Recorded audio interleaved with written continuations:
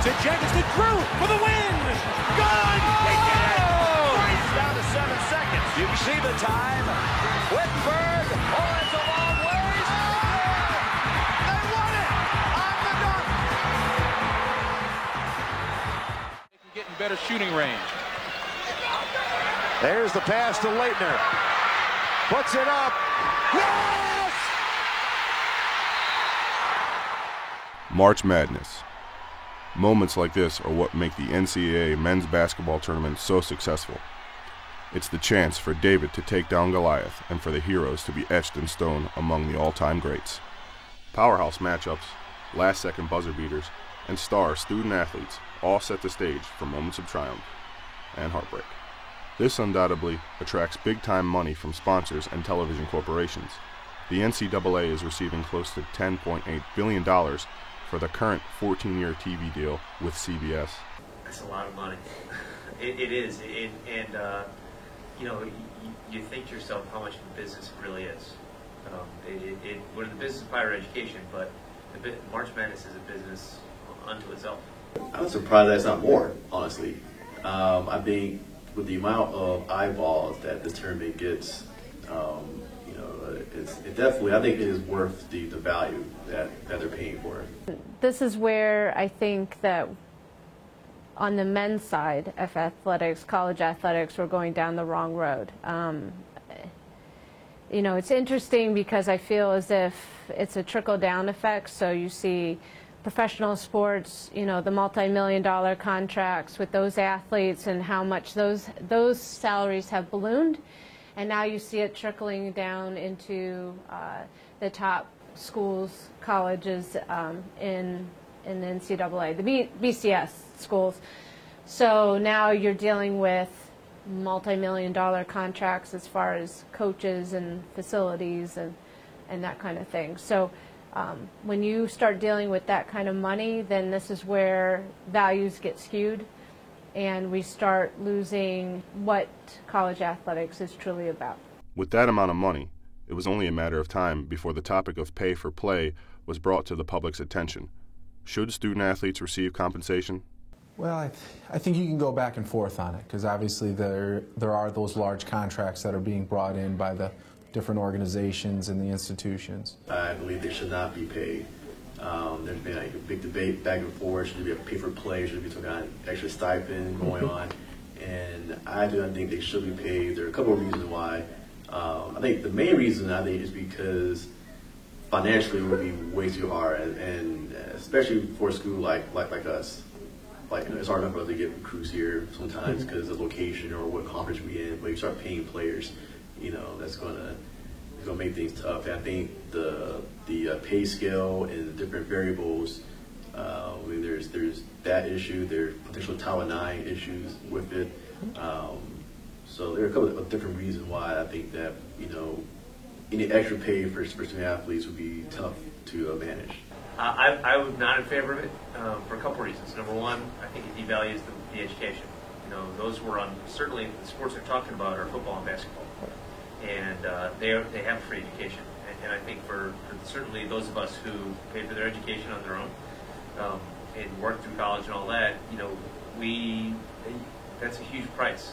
You know, it's at a private institution where it's $35,000 to anywhere some of these schools are $55,000. You know, that's a debt you walk away with not having to worry about. But really at the root of all of it is the guiding principles that the NCAA has in the amateur sports. And I think it would really deter from what the NCAA has set out as their guiding principles that, you know, we are amateur, we're not professional student athletes. And once you get into that aspect of pay for play, you're really going to challenge that principle. Basketball players are becoming household names even before they are drafted to the NBA, allowing college basketball to market these stars. But what puts fans in the seats and glued to the television? The players or the game itself? Well, I mean, I think as a society, American society has always been about football and men's basketball. So I think that it's just ingrained in society as far as the love of those two sports. With it now, you know, with TV and television and the marketing that can be done and the the information that's available as far as from a recruiting standpoint, so the whole recruiting process, yeah, the stars make it as well.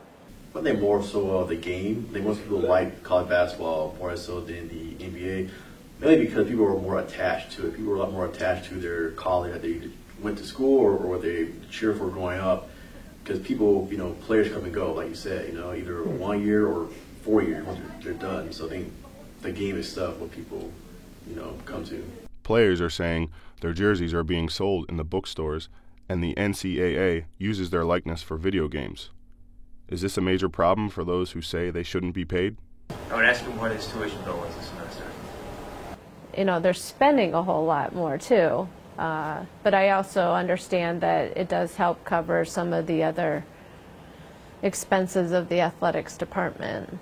I think there's plenty of opportunities, and the NCAA makes enough funds available for student athletes that need some assistance through the Special Assistance Fund or the Student Athlete Opportunity Fund. So there's different ways for student athletes to have some type of, I don't want to say money come to them, but ways to help offset some of those living expenses they may have.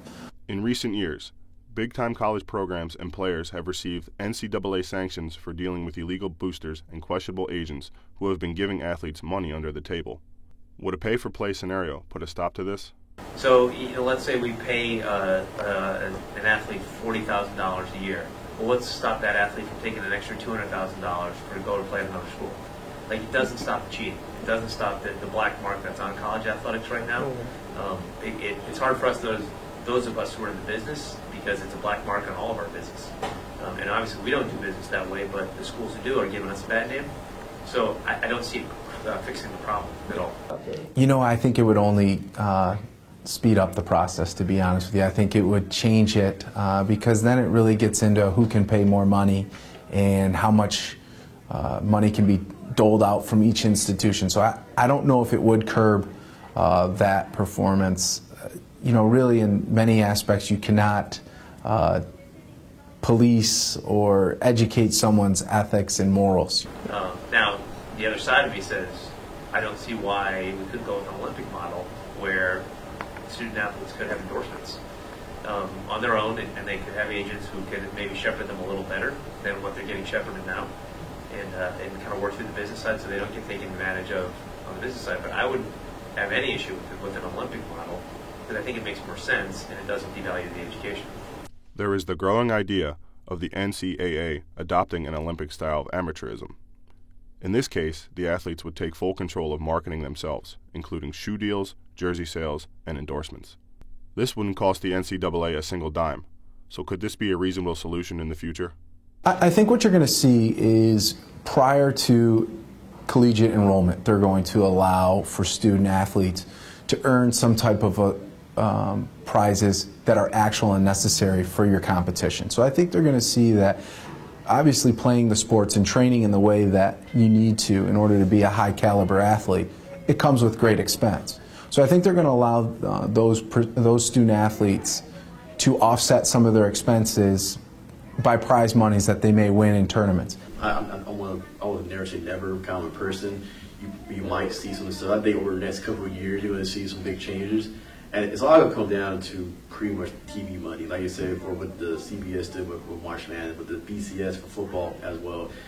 Whatever kind of thing that changed with the TV money, that's going to dictate any kind of potential pay for play scenario for student athletes. I think something's going to have to change, and it could be the Olympic model. That might not trickle down all the way to us, but I do think there's going to have to be some alleviating of the model that we have now. I think what you're going to see is prior to collegiate enrollment, they're going to allow for student athletes to earn some type of prizes that are actual and necessary for your competition. So I think they're going to see that obviously playing the sports and training in the way that you need to in order to be a high caliber athlete, it comes with great expense. So I think they're going to allow those student athletes to offset some of their expenses by prize monies that they may win in tournaments. It is clear that collegiate sports will continue to grow, with more money being funneled into athletic departments across the country. The controversy of whether or not to pay student athletes will continue to be a hot topic. Is there a logical answer on the horizon, or will the NCAA hold their ground on their idea of the amateur athlete?